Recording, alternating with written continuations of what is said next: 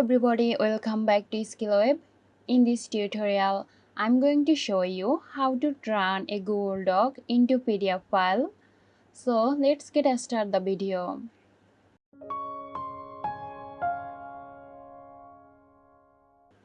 Open the Google Doc you want to turn into PDF.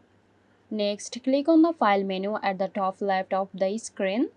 Then hover over Download and click on PDF document. Your browser will automatically download the PDF file. So that's it, you have successfully turned your Google Doc into a PDF file. So I hope this video helped you out. Stay tuned for more helpful tutorials here at SkillWeb. This video is sponsored by Zerosoft. Zerosoft offers graphic design, UI UX design, digital marketing and web development. Elevate your brand with Zerosoft today. For more details, check the description box.